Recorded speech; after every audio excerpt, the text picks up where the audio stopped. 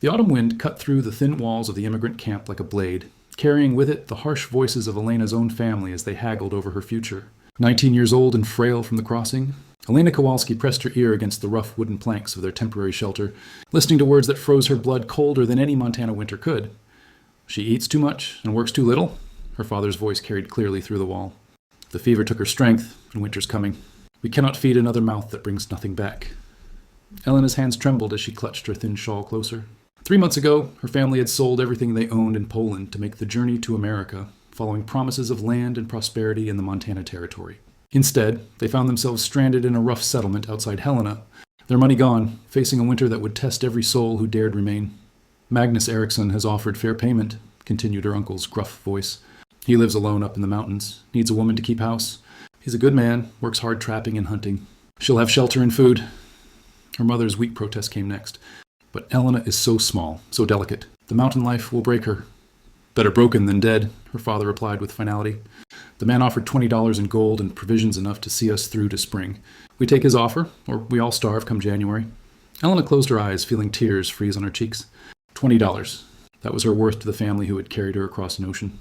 She thought of Magnus Eriksson, the massive Norwegian who had appeared at their camp 3 days ago like a figure from ancient legends, standing nearly 7 feet tall with shoulders broader than most doorways. He spoke little English, but his eyes had been kind when they briefly met hers across the settlement's central fire. The men's voices grew quieter as they concluded their business, and Elena knew her fate was sealed.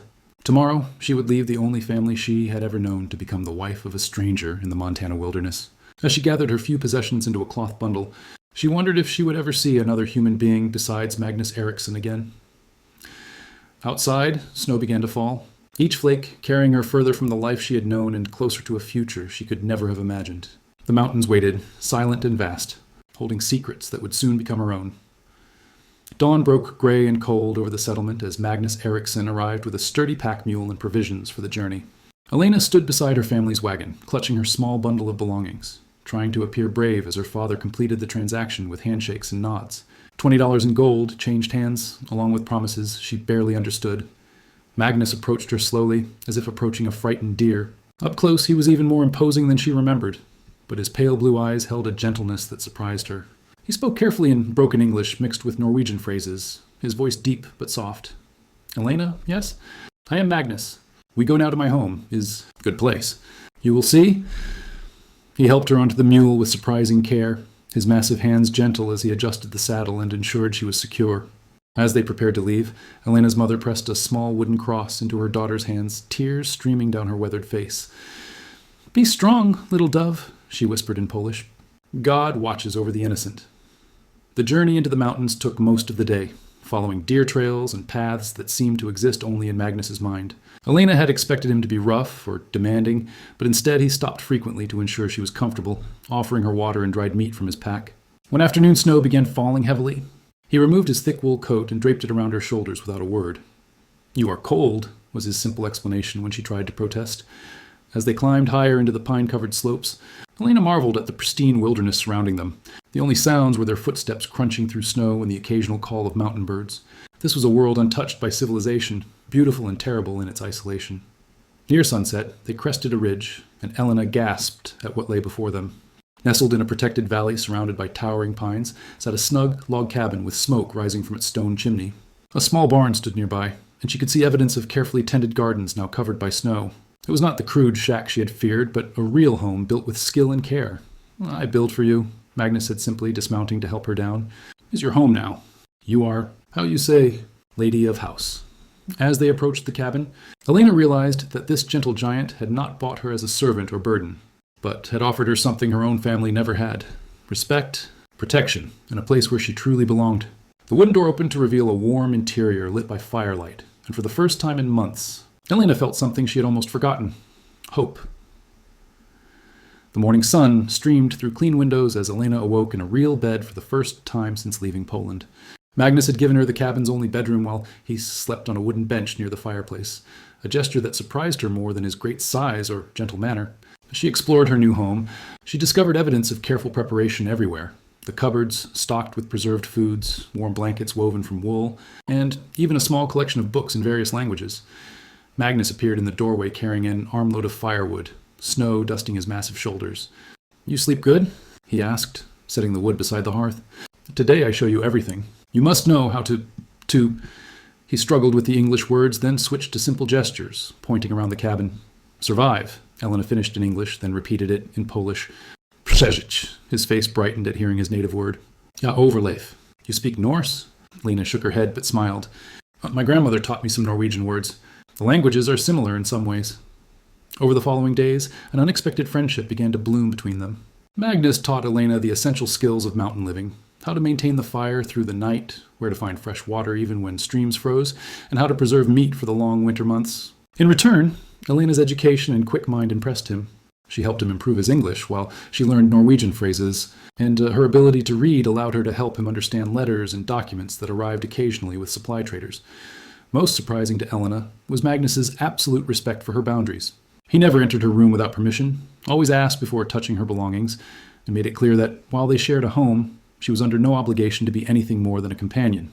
When she asked him why he had chosen to live alone in the mountains, his answer was simple but profound. In town, people see Magnus the giant, Magnus the strange one. Here, I am just myself. You understand, I think. Sometimes the world makes us feel small, even when we are big. Elena understood perfectly. Her family had made her feel worthless, but in Magnus's eyes, she saw her own value reflected back. When an early blizzard trapped them in the cabin for 3 days, instead of feeling imprisoned, Elena discovered the joy of having someone truly listen to her thoughts and dreams. Magnus proved to be well-read despite his simple way of speaking, and their conversations by the fire ranged from books to philosophy to their shared experiences as immigrants in a new land. As the first major snowfall of winter began, Elena realized that what she had feared would be exile had become something unexpected, a chance to discover who she really was when treated with dignity and respect. The mountains that had seemed like a prison now felt like protection, and the man who had seemed like a stranger was becoming the first true friend she had ever known. Winter settled over the Montana mountains with a fierce determination that tested every living thing in its path. By January, the snow reached nearly to the cabin's windows, and temperatures dropped so low that water froze solid in metal containers left inside overnight. Elena and Magnus had settled into a comfortable rhythm of daily survival, maintaining fires, checking snares, and sharing meals while the wind howled outside their sanctuary. But their peaceful isolation was shattered on a morning when Magnus returned from checking his trap lines with news that chilled Elena more than any mountain wind. "Riders coming," he announced, shaking snow from his massive frame. 3 men, maybe 4. They follow my trail from town. Elena's heart seized with terror. Had her family sent someone to retrieve her? Had the authorities come to investigate their arrangement? Magnus must have seen the fear in her eyes because he immediately knelt beside her chair, his expression serious but reassuring. "Elena, you listen to me now. Very important." His English became more careful, more precise. "If these men ask, you tell them you are my wife. Real wife, you understand?" Her cheeks flushed red. "But Magnus, we are not—" "I know this," he interrupted gently. "But if they think you are just woman I buy, they can take you away. Say I do bad things. Mountain law is different from town law. Wife is safe. Wife is protected." The sound of approaching horses grew louder, accompanied by rough voices calling out in the distance. Magnus stood and retrieved his hunting rifle from above the mantel, not in threat, but as a symbol of his authority over his own land. "You remember?" he said firmly. "You are Elena Eriksson now, my wife. I protect you always." The men who arrived were exactly what Elena had feared. Rough traders from Helena with suspicious eyes and probing questions. Their leader, a red-bearded man named McCready, claimed to be investigating reports of irregular arrangements in the mountain settlements. "Heard tell you acquired a young woman from the Polish camp," McCready said, his eyes roaming over Elena in a way that made her skin crawl. "Folks wondering if everything's proper up here." Magnus stepped protectively in front of Elena, his massive frame blocking the man's view. "This is my wife," he said simply. "Elena Eriksson. We marry proper before God." Elena felt her heart racing as McCready's suspicious gaze fell upon her. Everything depended on how convincingly she could play this role. Summoning courage she didn't know she possessed, she moved to stand beside Magnus and took his huge hand in both of hers. "My husband speaks the truth," she said clearly, looking McCready directly in the eyes. "I chose to marry Magnus and make my life here in these beautiful mountains." The gesture was small but profound, the first time she had voluntarily touched the gentle giant who had given her sanctuary. Magnus's hand was warm and steady, and she felt his fingers squeeze hers gently in gratitude and support. McCready studied them both for a long moment, then apparently decided their story was convincing enough to satisfy his curiosity. After accepting Magnus's offer of coffee and warming themselves by the fire, the men departed into the swirling snow. As their voices faded into the distance, Elena realized she was still holding Magnus's hand. and, more importantly, that it felt natural to do so. The pretense of marriage had revealed a truth neither of them had yet spoken, that their partnership had grown into something deeper than mere convenience or survival. Spring arrived in the Montana mountains like a gentle miracle, transforming the harsh, white landscape into a paradise of wildflowers, rushing streams, and new green growth. Elena stood in the doorway of what she now truly considered her home, watching Magnus work in the garden plot he had prepared for her behind the cabin. Over the long winter months, their pretense of marriage had gradually become something neither false nor forced, but rather a partnership built on mutual respect, shared labor, and genuine affection. "The soil is ready for your seeds," Magnus called out, straightening his massive frame and wiping sweat from his brow. "You choose what we grow." Elena smiled, remembering the small packet of vegetable seeds her grandmother had pressed into her hands before the journey to America. She had carried them across an ocean and through the worst winter of her life, never knowing if she would find soil worthy of their promise. As they worked together, planting rows of carrots, beans, and potatoes, Elena reflected on how completely her life had transformed. The frightened girl who had been sold by her family no longer existed. In her place stood a confident young woman who could track deer, preserve meat, read weather patterns, and maintain a household in one of the most challenging environments on Earth. "Magnus," she said, as they paused to rest in the warm afternoon sun, "I need to tell you something important." He settled beside her on the log they used as a bench, giving her his complete attention as he always did. "You speak. I listen. When those men came in winter, when you asked me to say I was your wife," she paused, searching for the right words, "it did not feel like pretending." Magnus's blue eyes widened, and she saw a mixture of hope and uncertainty cross his weathered features. "Elena, you are sure? You do not say this because you feel, how do you say, trapped here?" She laughed, a sound of pure joy that echoed across the valley. "Trapped? Magnus, I am the freest I have ever been in my life. My family saw me as a burden, but you see me as a partner. You built this place for us to share, not for me to serve you." Taking his massive hands in hers, she looked directly into his eyes. "I want to be your wife, truly and properly. Not because I have nowhere else to go, but because I choose you. I choose this life we have built together." Magnus was quiet for a long moment, and slowly lifted her hands to his lips and kissed them gently. "Elena Kowalski," he said formally, "will you marry Magnus Eriksson? Real marriage, with real love, in God's sight and mountain witness?" "Yes," she whispered, then louder, "yes." That evening, they walked hand in hand to the highest point overlooking their valley. With no preacher available, and no need for legal papers in their remote sanctuary, they spoke vows of their own creation under the endless Montana sky. Magnus promised to cherish and protect her always, while Elena vowed to stand beside him through whatever challenges the mountain life might bring. As they returned to their cabin, now truly their shared home, Elena marveled at the journey that had brought her from worthlessness to worth, from abandonment to belonging. The mountains had not broken her, as her mother had feared. Instead, they had revealed strength she never knew she possessed. The girl her family had sold as useless had found her true value in the heart of a gentle giant who saw her clearly and loved her completely. Tomorrow would bring new challenges, but tonight, under the vast starry sky of Montana, Elena Eriksson was exactly where she belonged. 5 years had passed since Elena first climbed into the Montana mountains as a frightened refugee, and the woman who now stood surveying their expanded homestead bore little resemblance to that lost girl. The small cabin had grown into a proper ranch house with multiple rooms, a large kitchen, and even a library where Elena taught reading to the children of occasional visitors. Their garden had become a model of mountain agriculture, producing enough surplus to trade with settlements throughout the territory. But perhaps the most remarkable transformation was not in their physical prosperity, but in how their story had spread throughout the Montana territory. Word had traveled of the Polish woman and Norwegian giant who had created something beautiful in the wilderness, a place where strangers were welcomed, where different cultures were celebrated, and where love had triumphed over circumstances that might have destroyed weaker spirits. "Elena, come see," Magnus called from the front porch, his voice carrying the excitement of a man who still found joy in simple surprises. "We have visitors." Elena emerged from the house, drying her hands on her apron, to see a familiar sight that never failed to warm her heart. A wagon was approaching their valley, but this one carried a family she recognized, the Kowalskis, her parents and siblings, traveling with several other Polish families from the Helena settlement. Over the years, Elena's family had made peace with their daughter's choice, especially as reports reached them of her happiness and prosperity.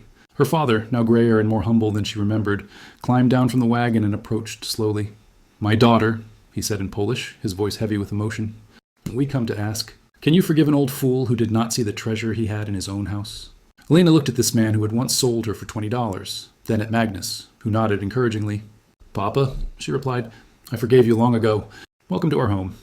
The reunion was emotional but healing, As Elena's family met the grandchildren they had never expected to know, little Anna, age 3, with her mother's dark hair and her father's gentle eyes, and baby Eric, barely 6 months old but already showing signs of inheriting his father's impressive size. As the extended family gathered around their dinner table that evening, Elena's mother pulled her aside with tears in her eyes. "I was so wrong, little dove. I thought the mountains would break you, but instead they made you stronger than any of us." "Not the mountains, Mama," Elena replied, watching Magnus patiently teach young Anna to carve wood with a small knife. "Love made me strong. Being seen for who I truly am instead of what I lack, that changes everything." Later that night, after their guests had settled into the barn and extra rooms, Helena and Magnus walked their property as they did every evening, checking on their livestock and enjoying the peaceful mountain air. Their nearest neighbors were still miles away, but their isolation no longer felt like exile, it felt like sanctuary. "You ever regret?" Magnus asked, as he had occasionally over the years. "Different life you could have had?" Helena stopped walking and turned to face her husband, this gentle giant who had given her not just shelter and protection, but the chance to discover her own strength and worth. "Magnus Eriksson," she said firmly, "if I could live my life again, I would choose you again every single time." As they stood together under the vast Montana sky, surrounded by the land they had shaped and the family they had created, Helena reflected on the extraordinary journey that had brought them together. A transaction born of desperation had become a love story that would be told around mountain fires for generations to come. The girl who had been deemed useless had become the heart of a thriving homestead, the mother of beautiful children, and the beloved wife of the finest man she had ever known. In the end, her family had been right about one thing. $20 had indeed been a fair price. It was exactly what it cost to buy Magnus Eriksson the greatest treasure of his life. In the distance, wolves howled their ancient songs to the stars, but Helena felt no fear. She was home, she was loved, and she was exactly where she belonged, beyond the mountains, in a place where worth was measured not in gold, but in the depth of the human heart. 10 years had transformed the remote Montana Valley into something remarkable that drew visitors from across the Western Territories. What had begun as one couple's sanctuary had evolved into a beacon of hope for immigrants, outcasts, and anyone seeking a fresh start in the American wilderness. Helena, now 29 and radiating the quiet confidence of a woman who had found her true calling, stood at the edge of their expanded property watching a familiar scene unfold. A young Irish woman named Bridget O'Malley sat crying on the steps of the guest cabin, clutching a letter that had arrived with the morning supply wagon. Her family in Boston had disowned her for refusing an arranged marriage, leaving her stranded in Helena with nowhere to go. Magnus, his hair now touched with distinguished silver at the temples, knelt beside the distraught girl with the same gentle patience he had once shown Helena.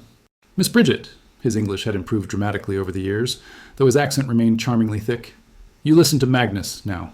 Family is not just blood. Family is people who see your worth when you cannot see it yourself." Helena smiled, remembering similar words spoken to her during her darkest moments. Their homestead had become an unofficial refuge for the lost and discarded, particularly young women whose families had given up on them. Over the years, they had helped dozens of people find their footing in the harsh but rewarding mountain life. Their own children, Anna now 8 and Eric 5, moved effortlessly between the languages and cultures that filled their home. Little Anna had inherited her mother's quick mind and her father's protective instincts, often serving as translator. When new arrivals spoke languages neither parent knew well, Eric, already showing signs of his father's impressive stature, possessed an intuitive understanding of wounded hearts that amazed everyone who met him. "Mama, is Miss Bridget going to stay like the others?" Anna asked, appearing at Elena's side, with the quiet grace she had learned from observing her mother's work with troubled visitors. "That depends on Miss Bridget," Elena replied thoughtfully. "Some people need time to heal before they can build something new. Others need purpose immediately. We'll help her discover which kind she is." The sound of approaching horses drew their attention to the valley entrance, where Elena recognized the distinctive figure of Dr. Samuel Morrison, the circuit physician who had become both friend and frequent collaborator in their work. Behind him rode a small group that included 2 young men, a middle-aged woman, and what appeared to be an entire family with children. "Dr. Morrison brings us more souls in need of sanctuary," Magnus observed, rising from beside Bridget and joining his wife and daughter. "Our valley grows fuller each season." Elena nodded, feeling the weight of responsibility that came with their reputation as a place of second chances. What had started as a personal refuge had become something much larger, a demonstration that different cultures could not only coexist but thrive together when built on foundations of respect and genuine care. "Elena, Magnus," Dr. Morrison called out as he approached. "I bring you families from the railroad camps. Accident left them without work or shelter, and winter's coming fast. Heard tell you might have room for folks willing to work hard for their keep." Elena looked at their expanded property, the main house, 3 guest cabins, the large barn, and the extensive gardens that now fed not just their family, but anyone who needed a meal. They had land enough and work enough, but more importantly, they had something even more valuable, a proven model for how strangers could become family when treated with dignity and respect. Dr. Morrison, Elena called back, her voice carrying the authority of someone who had learned to command respect through kindness rather than force. Bring them all. We'll find room for everyone. As the new arrivals dismounted and began gathering their few possessions, Elena saw her own story reflected in their faces, the uncertainty, the fear, the desperate hope that this time might be different. Magnus began organizing the newcomers, his massive presence somehow both commanding and comforting, as he directed families toward temporary shelters and hot meals. That evening, as 3 generations now gathered around their expanded dining table, Elena marveled at how far their simple love story had rippled outward. The frightened girl who had once been sold for $20 now presided over a community that stretched across cultural and economic boundaries, united by shared work and mutual respect. "Mama," young Eric whispered as Elena tucked him into bed, "why do sad people always get happy when they come here?" Elena considered the question carefully, remembering her own transformation from worthless burden to cherished partner.